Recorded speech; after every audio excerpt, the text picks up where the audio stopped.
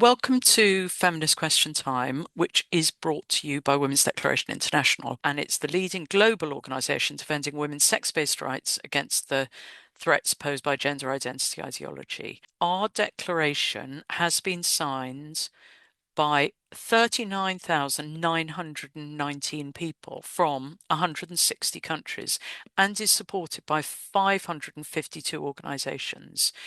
Apart from this declaration, which is really useful for lobbying states and policymakers, because it's a huge, big body of people and organizations with global reach who support the idea that we shouldn't change the word sex to gender. We also have volunteer activists, many of whom are here today, and thank you very much to everyone who is volunteering, donors, and country contacts from every continent. So do join us, and on our website it shows how to join us or email in. We are holding a side event on Thursday. So that's Thursday, the 12th of March. And it's a side event to the UN, United Nations Commission on the Status of Women, the NGO Forum. So there is a sort of side event that goes in real life in New York. Some of you will remember that we organized a couple of side events and then we got kicked out for having wrongthink. We were deemed incompatible. But we've now been deemed compatible, which is very good. And so this is what we're going to be doing. So our program on Thursday, it's just a 1 hour and it's a meeting, and it would be great if you could come along, or some of us could come along. It's going to be called Promoting Women's Sex-Based Rights with CEDAW. And it's going to be in Russian with our new AI interpretation, Russian, English, French, and Spanish with this simultaneous translation. So that should be really good. We've got Tatiana Sukareva, Laura Lacona, that's from Georgia. She's from Georgia, Russia. Laura Lacona from Mexico. Diane Post from USA. Sally Wainwright from Scotland, and Anne Louise from Belgium/Canada. So we're going to have a really interesting input, and we're going to try and get our message out to some of the women's organizations that engage with the UN and alert them to some extent, and also sort of help make the point that CEDAW is going to be more effective. Today, we are going to hear from Yal Bano and Afghan women from Afghanistan, Afghan women's voices. And that's Yal Bano is a women's rights activist from Afghanistan in the WDI country contact. Then we're going to hear from Mizgin from Rojava, the current situation in Rojava and women's resistance. And then Hannah Hinrichsen from USA, men in Californian women's prisons. We're going to hear from Yal and play the videos from Afghan women. This is Yal from Afghanistan. Today I am here to share with you all a voice of Afghan woman from inside Afghanistan, to tell you this is not just voice, this is resistance, this is protest for basic right of education, work, and freedom of movement.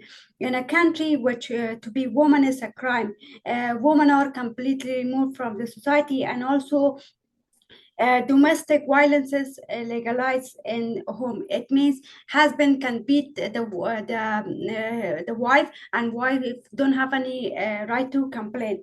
To tell you, this is also not easy for a woman to record their voices, because they are in a scary situation in case if Taliban listen to their voice, and Taliban put them in jail.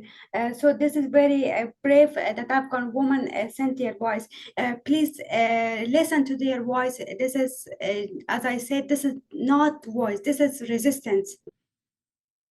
Hello everyone, good morning. Women in Afghanistan today are not just restricted.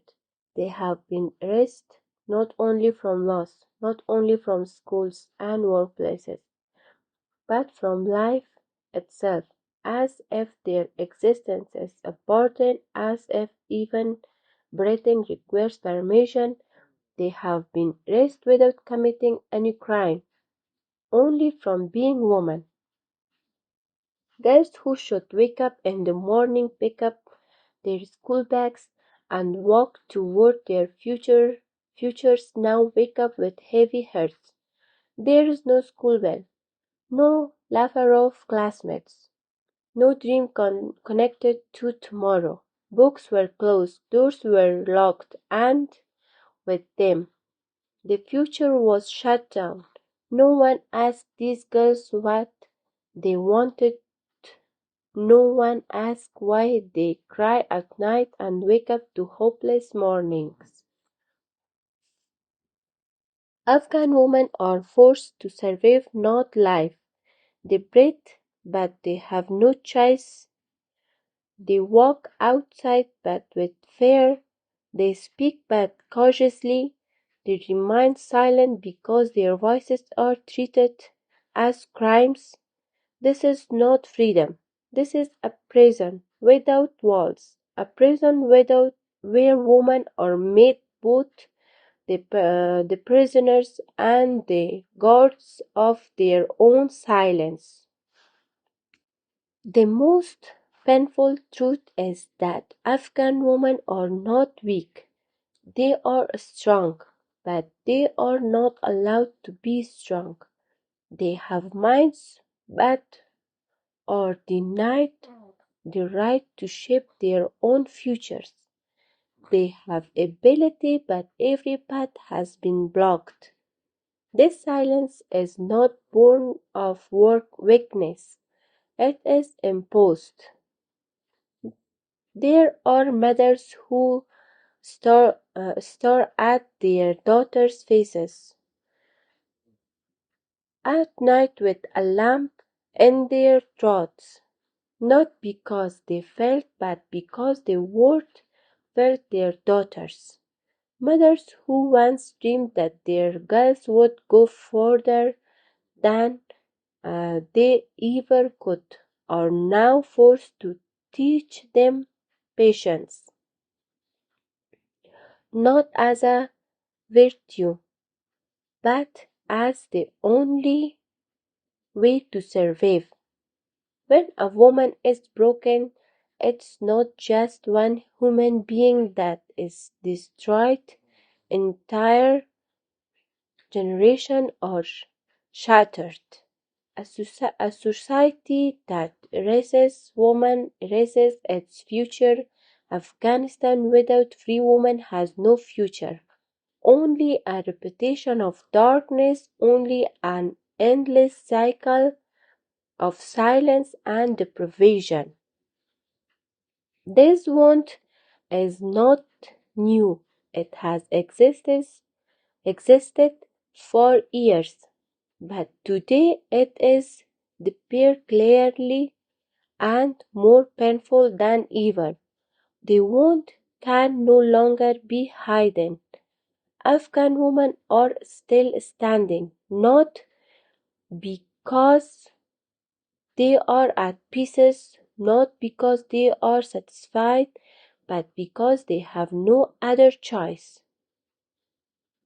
This standing is a silent scream that will one day be heard, and until that day Afghan women continued to breathe.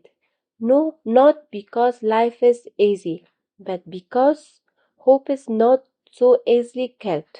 افغانستان زادگاهی شعر و پلنگ ولی وقت عمل همه قایم میشیم زیر سنگ اینجا سچی رفتار داره فروش میهن واردات دین عربی و شکنجه زن اینجا زنها ندارن هیچ حق انتخاب دخترها را میفروشن تا بخرن نان و آب و دامو از ترس نمیکنن اعتراضی به جایش میرن موتور سواری و کفتر بازی و همین که نفس میکشن میگن هستن راضی خلاص قحطی قهرمان داره مزه لحاظی گذاشتیم با روی پا منتظریم نجات برسه از آمریکا شدیم لبریز از امیدهای مرده بوی بی غیرتی میده ای کشور افسرده ای ملت مسلمان شما کشتید خدا رو با دستان خونین سوی آسمان میخوانید دعا رو خدا رو کشتید با ظلمت به زن بیگناه با ندیدن طفلان گرسنه بی سرپناه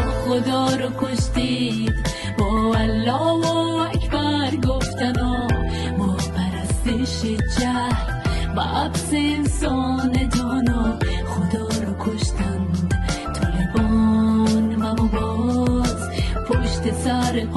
جلال خدا میخوانیم نماز. خدا رو کشتن، خدا رو کشتن، خدا رو کشتن، خدا رو کشتن، خدا رو کشتن، خدا رو کشتن، خدا رو کشتن. اینجا علما میدن درس از ایمان، ولی خودشان میکنن تجاوزت و به شیطان. جناب داره گردن مبسط به مذهب تا نره به سوی آزادی مکتب. ما هم 40 میلیون زندانی بی تلاش، جورت و منطق فروشی میبود.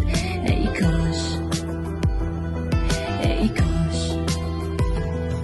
در شهر میپیچه صدای خنده مردم، بی خبر از گریه شبانه زنان. دختران با چشمان اشکالود و خسته، نیمی از جمعیت در و پشت درای بسته.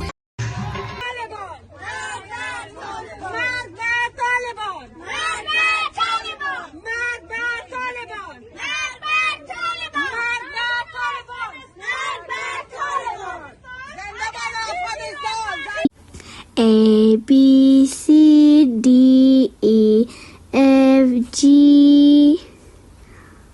All I want is to be free. The Afghanistan to this jihadists, to this terrorists, to Taliban, and now they handed over Syria to a force like Hayat Tahrir al-Sham, who's like not far from the ideology of Taliban. We don't want what is happening in Afghanistan or happened in Afghanistan is repeated anywhere, and also not in Syria. So we're going to now move on to our next speaker, who is Mizgin. She's from Rojava. She's going to speak to us about the current situation in Rojava and the women's resistance. Mizgin's an activist with the Kongra Star women's movement in Rojava. She's lived in Rojava for the last 9 years and worked there with the Kurdish women's movement. So it's really great for you. Thank you so much for coming to update us and tell us what's going on there. I'm working with the women's movement in Rojava, Kongra Star. They are organized since 2005, but their history of organizing autonomously in the region of North Syria, start years before. In the 80s, 90s, women were like in Rojava, the Kurdish women especially, were like inspired by the autonomous organizations and struggle of the women inside the PKK. So women in all different parts of Kurdistan, like also in Rojava, in the part that lies inside the Syrian borders, were like organized for years. And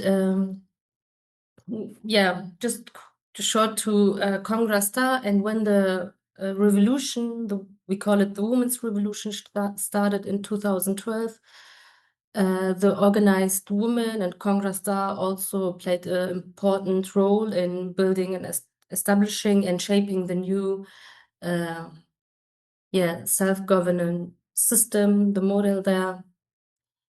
And to the struggle and to the model we built up there, or the autonomous administration of northern East Syria, I can also speak later. But about current situation in Rojava, but in whole of Syria, I can say that yes, I don't know, maybe you followed or you're following the situation.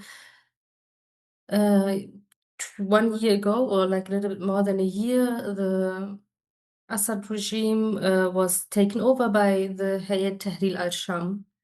That was affiliation to the to Al-Qaeda and to Islamistic ideologies close to the one of ISIS, for example. And they took over Syria in only just 2 weeks. It was like very fast. The Syrian regime army didn't resist it, didn't fight. So they took over Syria in less than 2 weeks. And we see that the Hayat Tahrir al-Sham, who was before just in Idlib, had the control of Idlib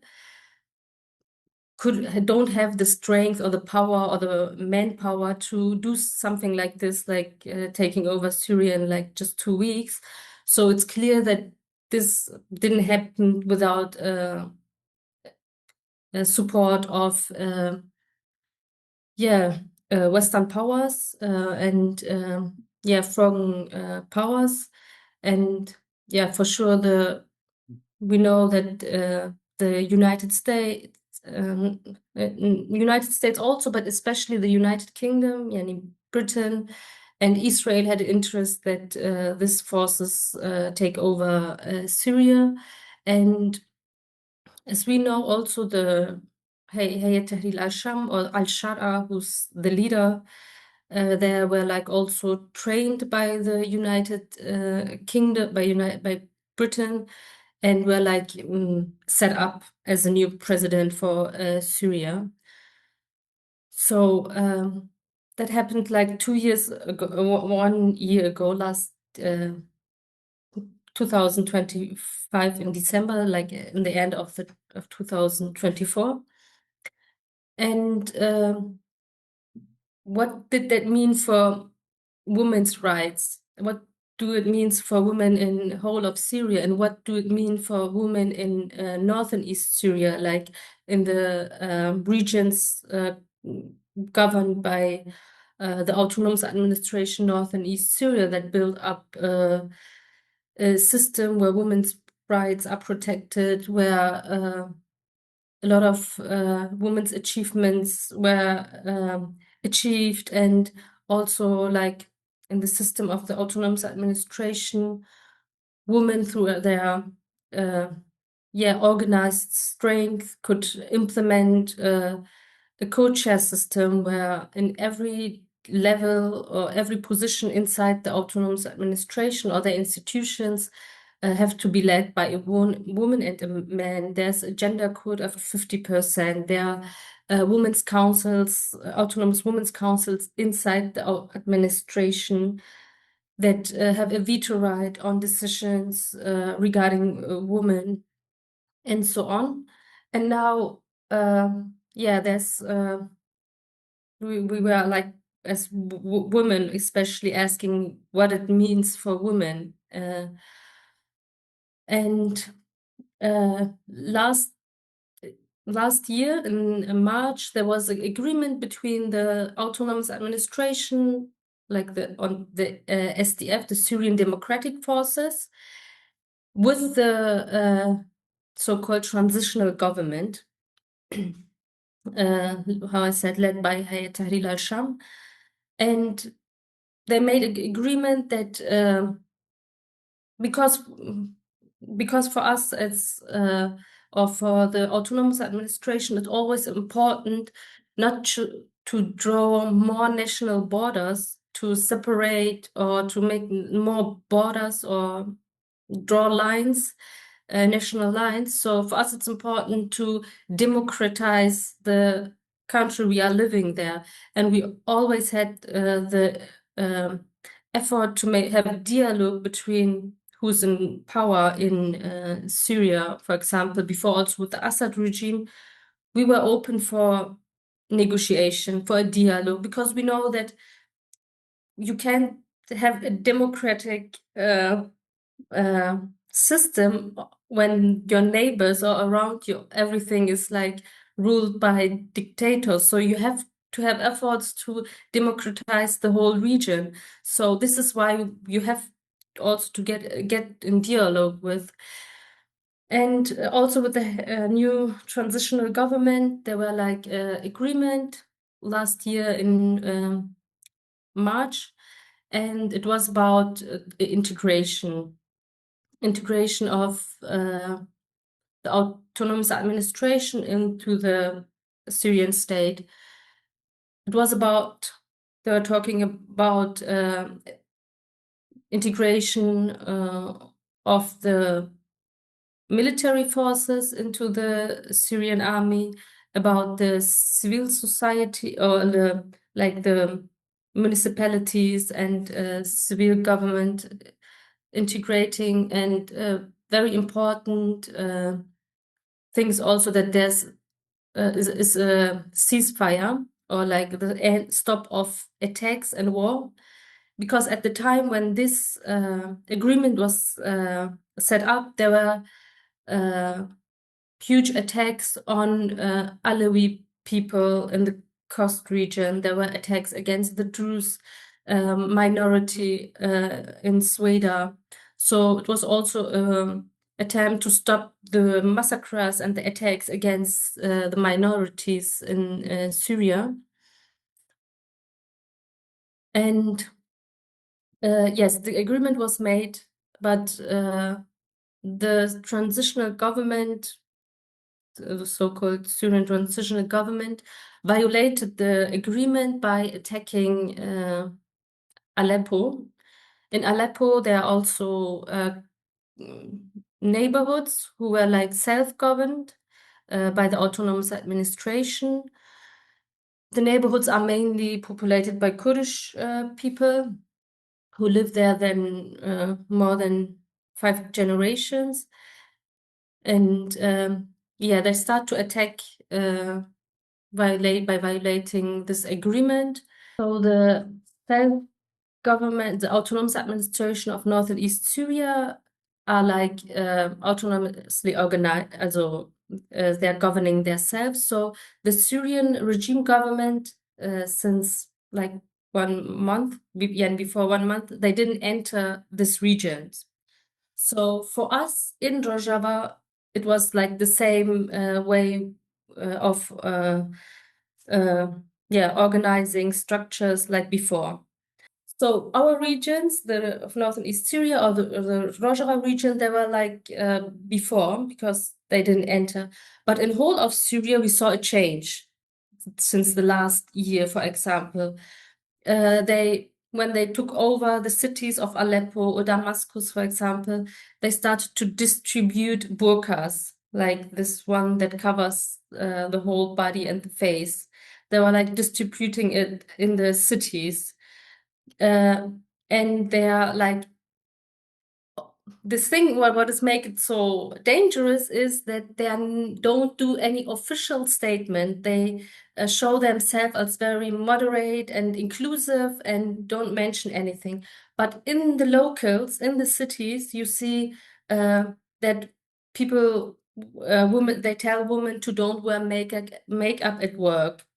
The culture ministry gave a statement that women should wear dress properly at the beach, wearing a bikini. That means like full covered bikini, and they're intervening in the individual life of women. On the ground, like when women from Kamishlo, for example, from Rojava, traveled to Damascus by bus, when they were driving out of the region of the Rojava region, the self-administration, the bus driver is asking the woman, or not, he's telling the woman to sit at the back and to veil themselves, because there are checkpoints of the Assad regime, of the transitional government, and they're afraid of them. So they have to cover themselves. Me, myself, I also, when I traveled to Syrian regime areas, I had to cover myself. A young woman who denied to cover herself, we left her. We didn't took her with us. These changes are really impacting. How are women reacting within the Syrian bit of it? How you say the Western powers are legitimize this government while massacres are happening, because we know that the Western states want a Western partner in Syria they say for stabilization, but for sure they have their own interests in the European Union, not at least because they want to deport their Syrian refugees, and also have interest in geostrategical, political terms in Syria. But the people there, they're they are not a homogeneous society. They are not homogeneous societies. So in Idlib, maybe their way of ruling could work because the people are like more connected to the Islam, or like sharing the same Islamistic ideology. But Syria isn't a state where women are covered. It's like not a place where all the women are. They were studying, they were taking part in the government, they were like also, even if it was not that what we achieved in Rojava, but women had kind of a position in Syria, and now they try to take it away. A lot of women are afraid, and a lot of women are afraid to speak up. For example, when they attacked Aleppo in the beginning of the year, and then after they go forward to Raqqa, Tabqa, and Deir ez-Zor. Raqqa, Tabqa, Deir ez-Zor are cities who were like they were like more than 5 years under ISIS rule, of the rule of ISIS. So after the liberation and the fight against ISIS, the women there also built up autonomous structures like Women's Council, the women's organization. Zenubia was very active in the region, and now the Syrian government, or the Syrian transitional government, are now have the rule about these territories, who were like organized or administrated autonomously by the Autonomous Administration of East Syria. And you see the women there, some of them fled to the Rojava, regions of Rojava. Now, there's not a big change. There's the agreement, and the agreement that the region will integrate, that we are ready for integration. But what the integration means, we have like different views. The Syrian government, the transitional government led by conservative and Islamist forces, have a different view of what it means to integrate. For us, we have a different view of what it means to integrate. So a delegation from the Syrian government came to the region, like in the Kamishli, it was like 50 person from the internal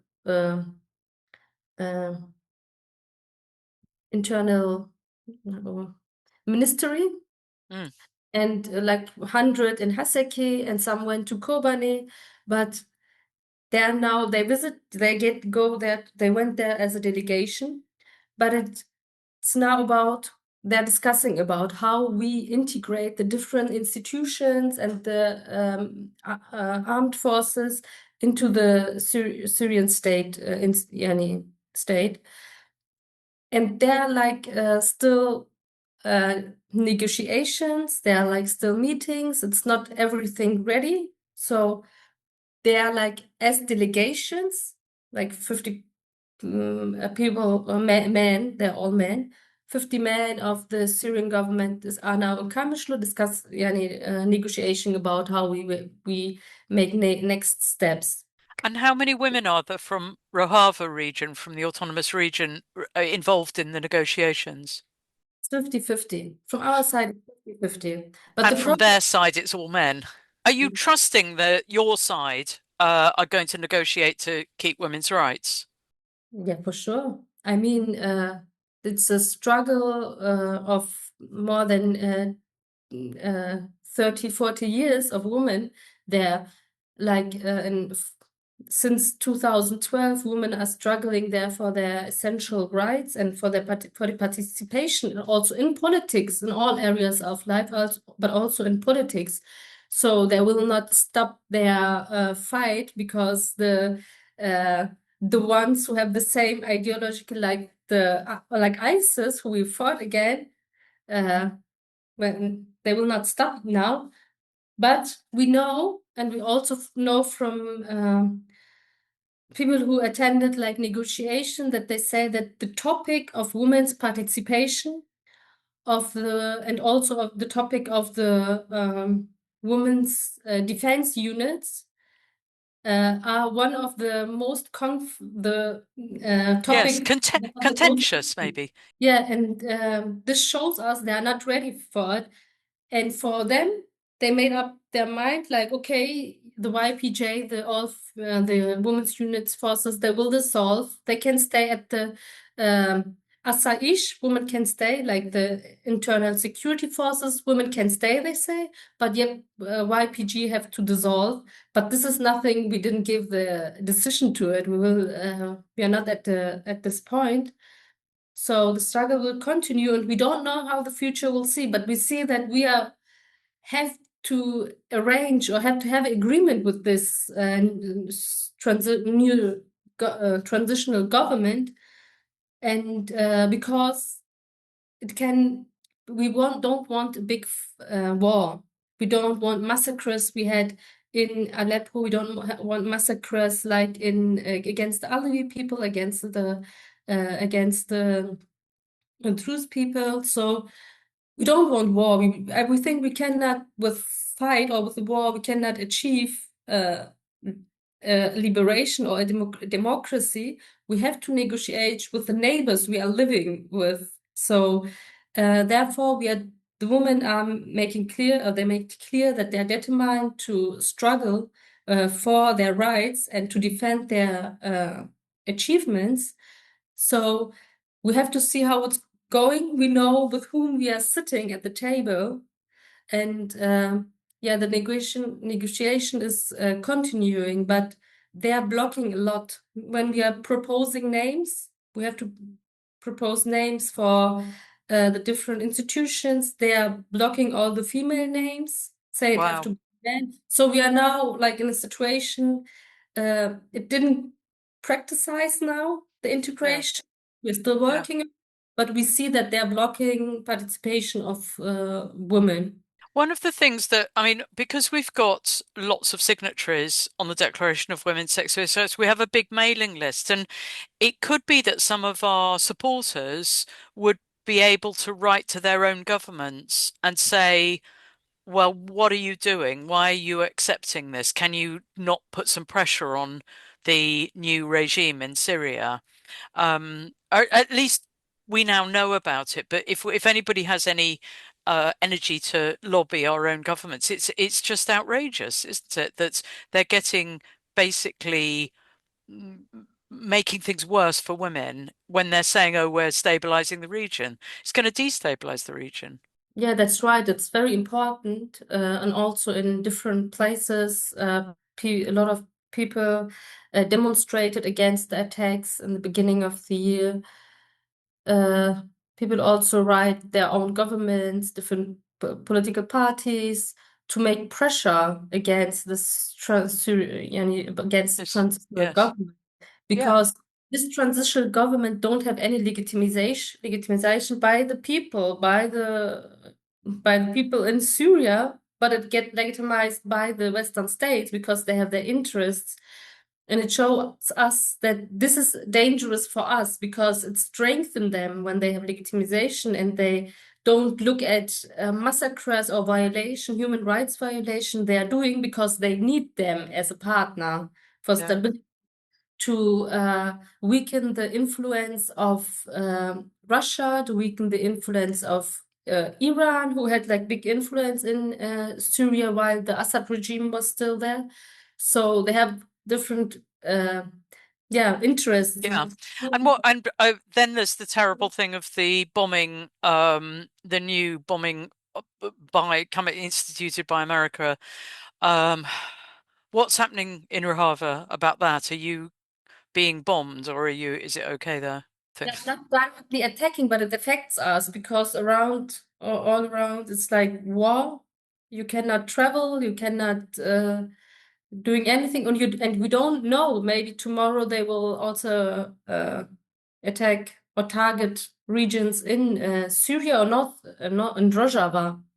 Yeah. So it's also a dangerous situation for us. I mean, it's weakened or it's chaos in the whole of the Middle East. So it's not just affecting Iran; it's affecting all the region right now. Have you got any other suggestions for women who are watching this, what they could do to be in touch or to help? How you proposed you can write to your governments, make pressure, because now the attacks or the massacres stopped right now, but there's always the threat, and there's always the threat that things can turn very bad, especially for women. And we always say, we saw what happened in Afghanistan. They handed over the Afghanistan to this jihadist, to this terrorist, to Taliban, and now they handed over Syria to a force like Hayat Tahrir al-Sham, who's like not far from the ideology of Taliban. So we don't want that what is happening in Afghanistan or happened in Afghanistan is repeated anywhere, and also not in Syria. So it's important to make aware of the situation, because also information work is very important, because we saw, or I saw also in European or Western media, mainstream media, also in German, there were like a lot of reports and articles about people who are affiliated to Hayat Tahrir al-Sham and speak about this autonomous administration, for example, saying that it was worse than being under rule of ISIS. Clearly, because they are affiliated to ISIS or like close to the mindset. But women who work with as women's organization, or people who worked with the democratic self-government or administration, they're afraid to speak up in the regions. So for us to find an interview partner from the Arab Women's Association, Zenubia. No one of them is speaking. A lot of them are hiding. A lot of them, how I said, fled to Rojava. And when we want to have voices, we respect that they are afraid of for their lives, so they're not speaking. So the ones who are speaking are affiliated to the Hayat Tahrir al-Sham. The image, like the narrative, that the democratic system based on women's liberation failed, and it's not possible. So, yeah. Transgenderism is a within-group variation amongst men. Men should be responsible for protecting other men by developing solutions within the male estate. It is not a burden that women should be required to absorb. Women's safety should be the floor, not the negotiable remainder after every male interest has been serviced. We're now going to go on to our next speaker. Anna Hinrichsen is the WDI California state contact.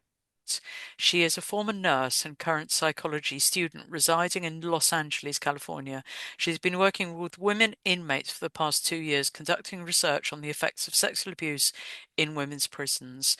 And Anna's going to talk to us today about men in Californian women's prisons.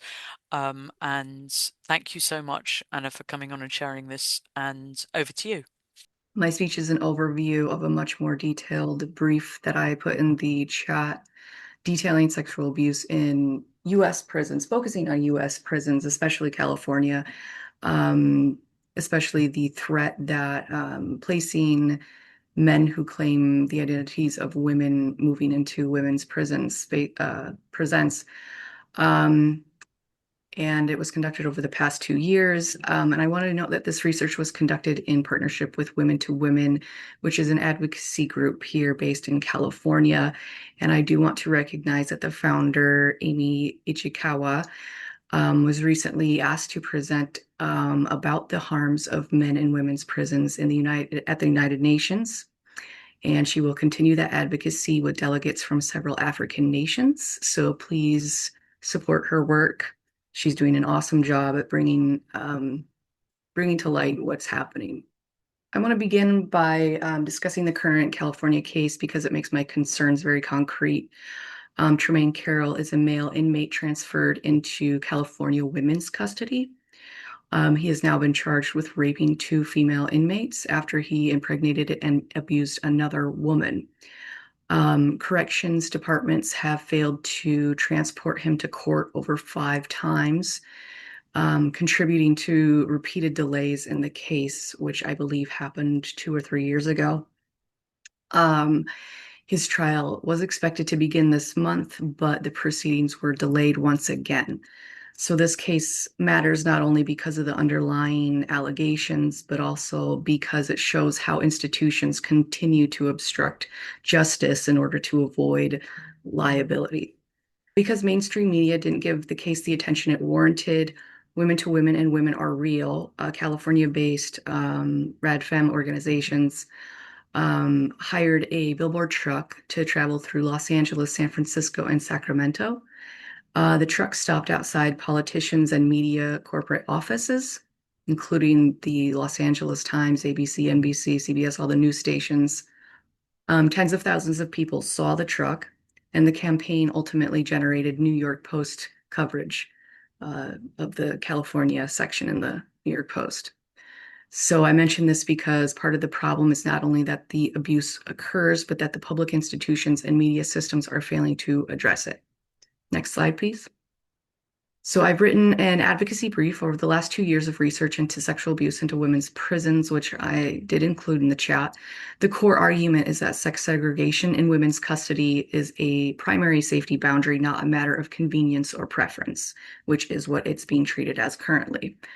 I also want to be very clear that my advocacy goes beyond just male transfers, the men pretending to be women transfers.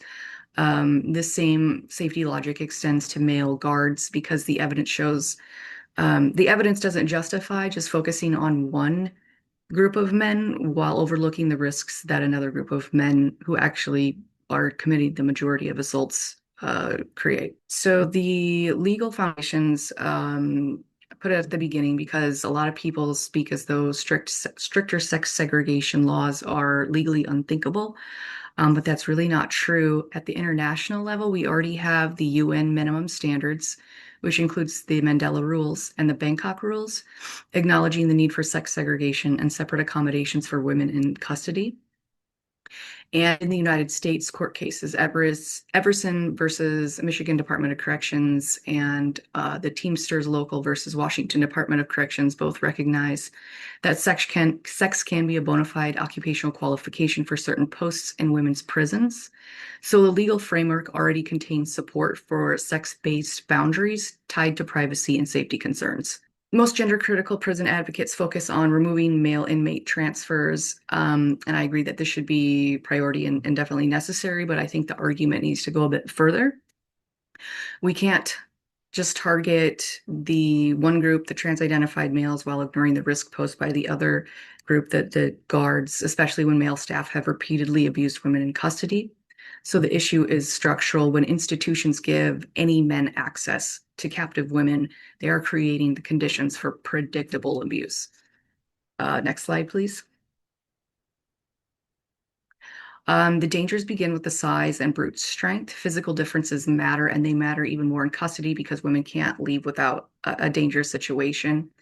Research on sex differences in strength show that adult female upper body strength averages only about 50 to 60% of adult male strength. Lower body strength averages about 60 to 70%. Grip strength in men is 216 pounds compared with only 134 pounds in women.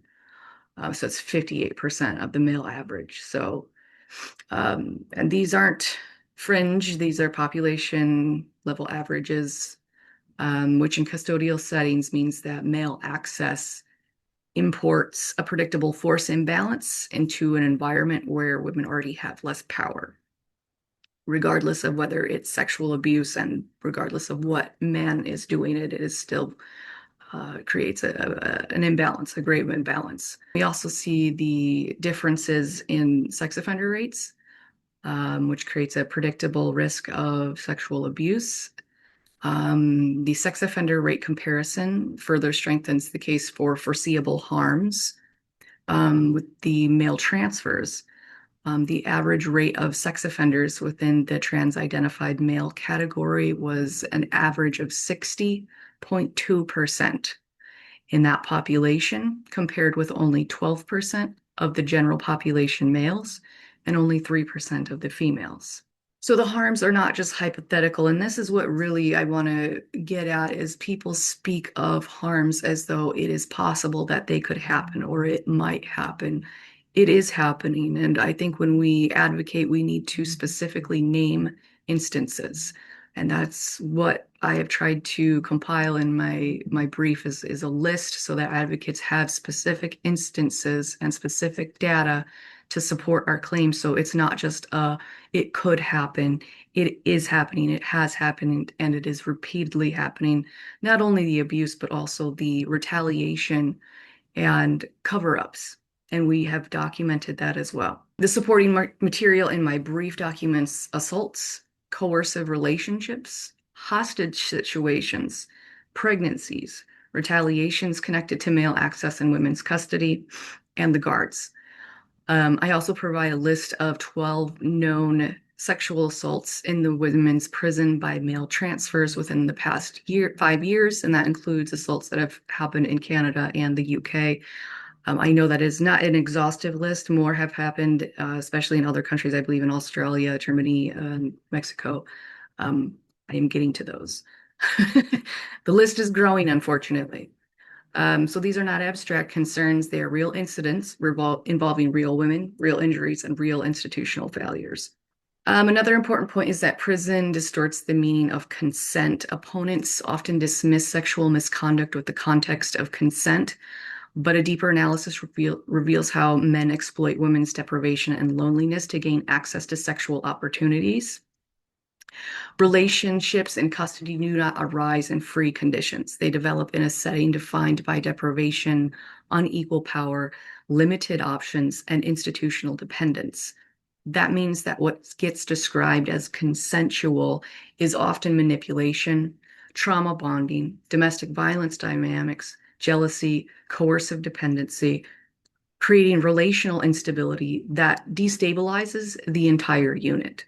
And I specifically document a case where one of the relationships ended in a domestic violence instance, which descended into a hostage situation involving the hostage taking of 2 women by a male. This destabilizes and obstructs the rehabilitation process for everybody in the unit, not just those people involved. Let's be honest, like most of these women wouldn't engage with these men outside custody under free conditions. It is the captive setting that is what is creating the opening for manipulation and exploitation.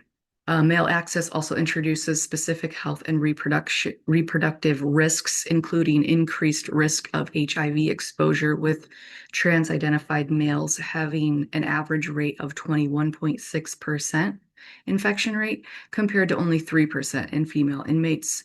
Women also have a higher risk of contracting the STI when exposed compared to men. Several pregnancies have also occurred in custody. I think there's about 5 reports of 5 pregnancies in California prisons over the past 5 years. And these pregnancies most likely lead to children entering into foster care. Institutions have also prioritized condoms over menstrual products in California, making condoms readily available while requiring women to make a special trip for menstrual supplies. Reflecting a broader pattern in which women's basic needs are subordinate to men's accommodation. A reoccurring pattern in these systems is that abuse is ignored and minimized, and justice is delayed, and abuse is interpreted in ways that protect institutions and perpetrators. In most instances of abuse, prisons routinely retaliate against the victims, attempting to silence them. Institutions sabotage investigations, resulting in only 6% of reported cases being brought to prosecution. So the problem's not only offending behavior, it's also the institutional response structures around it. Once men are given access to women in custody, opportunities for abuse are created under conditions where perpetrators have a high likelihood of getting away with it, given the well-documented pattern of institutional cover-ups. One response I often hear is that institutions should simply screen more carefully or exclude only sexual and violent offenders. But this is not an appropriate solution. We cannot rely on screening because many of the men who abuse women in custody are male guards with no prior criminal history. Screening addresses only the known risks, not the structural conditions that make abuse possible. Compromised positions are not acceptable because they preserve male access while pretending that institutions can identify all dangers in advance and respond honestly afterwards, leaving women to absorb the risks and cost of institutional screening errors. So my advocacy calls on men to accommodate for within group variation within their own sex class. Transgenderism is a within group variation amongst men. It is not a burden that women should be required to absorb. Men should be responsible for protecting other men by developing solutions within the male estate. Regarding male guards, institutions should reevaluate their priorities so that male privilege and administrative conveniences are not placed above women's basic safety. Women's safety should be the floor, not the negotiable remainder after every male interest has been serviced. Taken together, evidence support a blunt conclusion. All men must be treated as potential sources of risk in women's custody, not just a select subgroup of men. Sex segregation is therefore necessary to protect women in prison. Legal precedent already recognizes sex-based boundaries, and the real-world record shows repeated abuse, coercion, disease exposure, retaliation, and cover-ups when those boundaries are breached. So I want to end my discussion by discussing my next project that I'm moving forward with directly. The plan is to build a public-facing website that documents abuse in women's prisons and other institutions and private female spaces such as restrooms and locker rooms, advocating for maintaining sex-segregated spaces. This site would also include an anonymous tip line and an accountability section tracking advocacy outreach efforts to media outlets, public officials, and institutions, documenting their responses or lack thereof. That section would create a public record of who was informed, what they were told, and whether they acted, delayed, deflected, or remained silent, in hopes of one day bringing accountability to those who knew but stayed silent. And the goal is to create a public record that makes it harder for abuse, retaliation, and official indifferences to disappear. So to launch this phase, I'm raising funds through GoFundMe, which with an initial goal of $2,500. The funds will support website development, secure data collection, and case tracking tools and public information materials. I would be grateful for support for sharing this fundraisers with anybody who wants to help. Additionally, there are several additional projects that I believe would help incarcerated women that other women may wish to take up. I do not personally have the time to take them on right now, but I think that these would definitely benefit women in our efforts. One idea is to bring women prisons more directly into our organizations by allowing call-ins to the meetings where possible and mailing them copies of presentations, updates, and other advocacy material so they can stay informed and feel connected to the work being done on their behalf. This will also give them the information they need to advocate for themselves within the prisons themselves, because there are inmate advisory committees and they can bring this material to the prison officials and advocate from within on their own. Another is to create a feminist inmate advocacy newsletter where feminist writers could discuss current policies, arguments, and ongoing struggles while giving incarcerated women a chance to write in, share their experiences, and connect with a wider community of like-minded women. And the third idea is to build a separate fund for feminist books and printed materials so women in prison can access ideas and resources that prison libraries are unlikely to provide. Even if only a few women receive those materials directly, they can often be shared with other women. Again, I said these ideas are not completed, but they're openings for other women who want to contribute to this work. So in closing, the evidence presented in my brief supports a straightforward policy conclusion that sex segregation in women's custody is not optional, symbolic, or outdated. It is a necessary safeguard grounded in the realities of physical asymmetry, coercive confinement, documented abuse, and persistent institutional failures. Where men are given access to women in custody, whether as inmates or staff, opportunities for abuse increase, while the likelihood of detection, reporting, and accountability remains unacceptably low. The policy question is not whether certain types of men pose the same level of risk. The policy question is whether institutions should create conditions in which foreseeable harm becomes more likely and where women are expected to absorb their consequences. The record shows that screening, case-by-case exceptions, procedural reforms, and partial compromises don't resolve the core issue, as they leave the underlying structure intact. And for that reason, the appropriate standard is clear. Women's custodial environments should remain sex segregated, and policies should be evaluated according to whether they preserve or erode that boundary.